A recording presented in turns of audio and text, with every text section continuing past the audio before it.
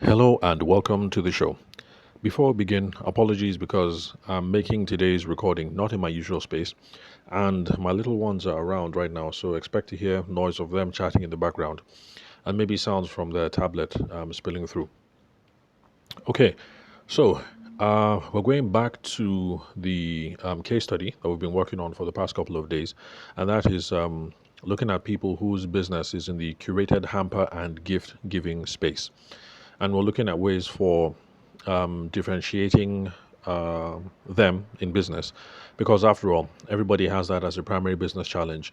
That is, you've been in the business for a while, a year, 2, 3, 4 years, and it looks like every single year upstarts are coming in and people just want to commoditize you guys, and every time people are trying to set you guys apart on price, people are trying to price you down and make you feel like the only thing that tells you apart from person A, B, or C is just the price. And so we've been looking at ways of differentiating yourself. If this is your first time of listening to the podcast, you have to skip back maybe 5 or 6 episodes. If you're into the whole curated hamper and gift giving space thing, then skip the episode before this one because that was on another topic. I think that was the one where I read an article that I put out on LinkedIn on that particular day.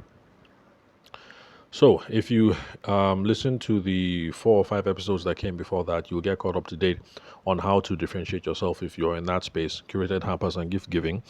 And also, please bear in mind that even if you're not in this space, if this is not your jam, just remember that the principles and the ideas and the tactics, the practices that we discuss should apply to every kind of business. So, it doesn't matter if you're in the recycling business, if you're in the business consulting business, or if you're a wedding photographer. Now, today we're going to look at storytelling and branding as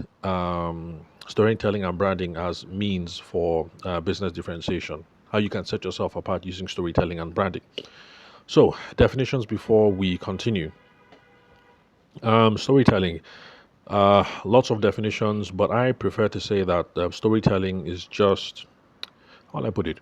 Well, no matter the device you use, whether it's audio, video, photos, but the thing that ties storytelling in together. Oh, by the way, text. You can use text for audios. Oh, sorry, for storytelling. So the thing that ties it together is when you have an emotional narrative and you're trying to convey a message. Now, the reason why I think this definition is important is because if you think you're trying to tell a story, but it is flat and not emotionally engaging, then people might come away thinking, yeah, it was a story, but they don't think it was a very good story. Now, if there's a narrative and it doesn't seem to convey a message, then most folks might think, what was the point? And you don't have a compelling story at the end of the day. So, the emotional tenor of what you're trying to do has to be there. There has to be a narrative arc, beginning, a middle, and end, some conflict, what else? Some aspirations or whatever. And there has to be a message or a point to the whole thing. So, if we're going to use storytelling for business differentiation, there are some obvious things that we can try out. Number one, origins, inspiration stories, or behind the scenes kind of themes. So, instead of just brandishing yourself as ABC, corporate hampers, and blah, blah, blah, you might be able to do skits, reels, or what else? Posts every now and then about who the founders are, how they got into this space, their sense of style, how it influences, how their sense of style and sophistication influences product selection, blah, blah, blah, thoughts like that. So basically, it's just going behind the corporate veneer and trying to show how this is how the business started. These are the inspirations, and these are behind the scenes. This is what goes on behind the scenes, blah, blah, blah. Then I put a bid for someone who did what are they called, leather bags in Abuja. Didn't end up working with them, but this was something that they thought of trying as well, which is artisan stories. That is where you go behind the scenes and you show the people who are working on the actual craft that people enjoy. It's another way of giving your favorite hamper or leather bag or whatever, giving it some what's it called, giving it some life or a new perspective, because we see things like that on maybe like BBC Lifestyle. Maybe they are taking a tour of what's that car company, the one that has a B, is that Bentley? Or no, not Bentley, the one with the silver spirit, Rolls Royce, I think. Yeah, Rolls Royce and Ferrari, and you get to see the workshop, you get to see the people that have worked on it, and they show how this person, Luigi, has been working at this store for 35 years, master craftsman, responsible for leather, this, the stitching, that. Um, Hand woven this and that art that has been passed down from family to family for 250 years, blah blah blah, all those sorts of things that give um, more emotional oomph to the brand that you're working on. So it's the sort of thing that people in the created hamper and gift giving space can work on as well, because the people who weave the baskets, they're artisans.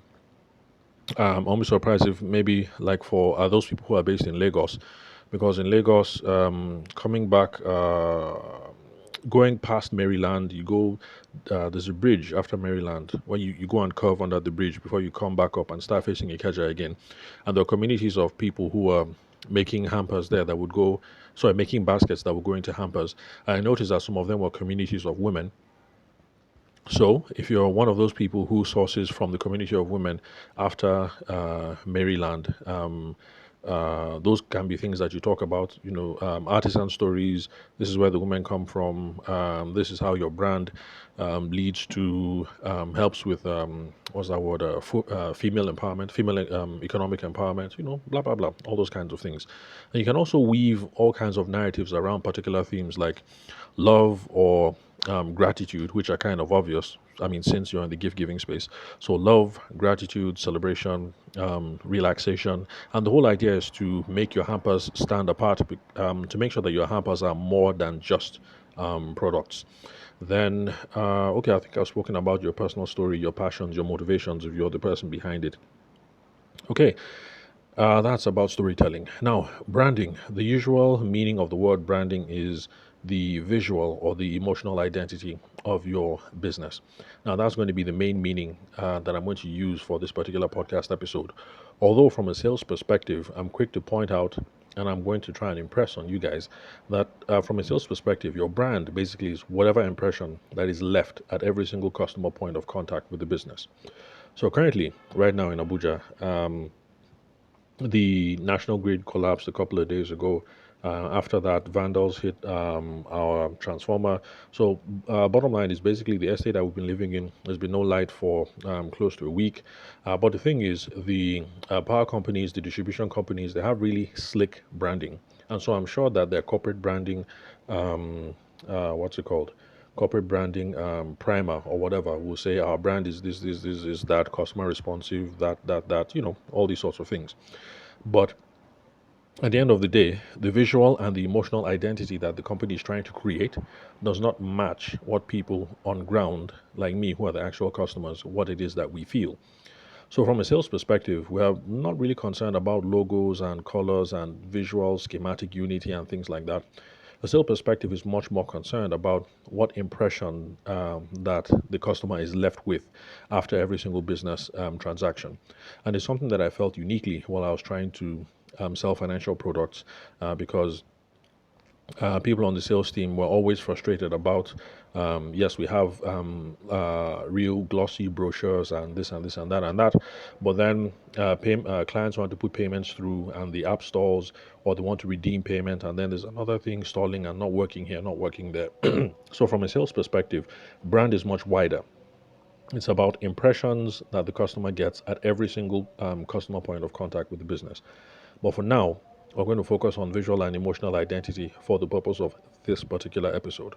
But know that for other episodes going forward, every single time you hear me say brand, I'm meaning more than logos and colors and websites and packaging and stuff like that. Now, for meaning one, if you want to set yourself aside using branding, you just have to make sure that your logos, your colors, your websites, packaging, messaging, everything leaves a strong impression on customers. Then try and develop a unique brand identity and give yourself some unique visual elements that other people are not using. Because I'm assuming that maybe hamper companies or hamper businesses, I'm assuming that they have things like woven baskets on their company cars and things like that. So if that is going to be an obvious thing, then perhaps maybe you want to avoid having those hand woven baskets in your logos and your company material, just to make sure that you stand out um, from the beginning. Then let's see what else. Okay, then you try and curate your entire customer experience.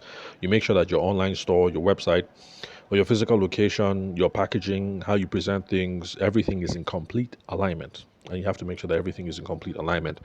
So, okay, yeah, we've done 10 minutes, and let me just wrap up now. But basically, that's just the whole gist about storytelling and branding.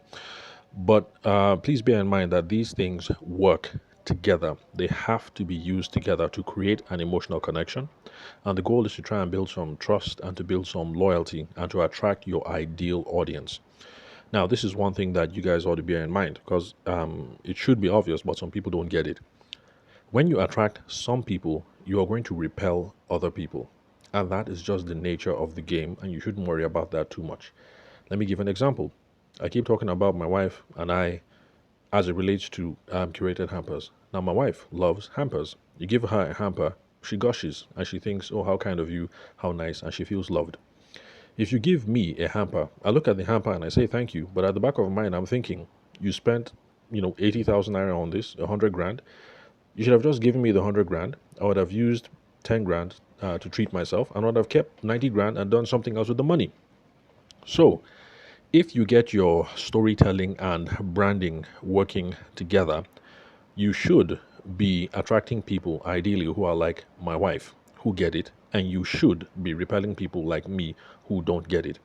So it should not be a problem if your branding is out there and it's repelling a certain number of people. The truth is, the kind of people that your branding should be repelling should be people like me who you don't want to be your customers anyway. And you want people like my wife and her friends who get it to become your customers.